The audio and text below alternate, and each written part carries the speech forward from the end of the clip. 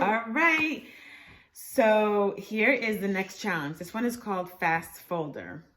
So during the period of counting the Omer, we typically do not attend weddings, except on Lag BaOmer. So we are getting ready to pack up to go to a wedding, and I need you to help fold some laundry.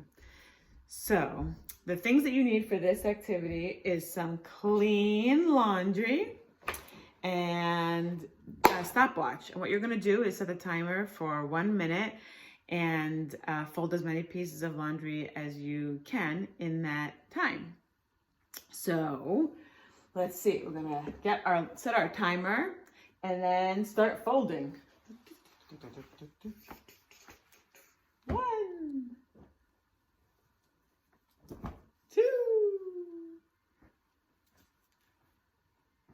and you keep going. And it's important to help your family on Lag BaOmer, but also all this time that you're home. I hope that you're helping with laundry.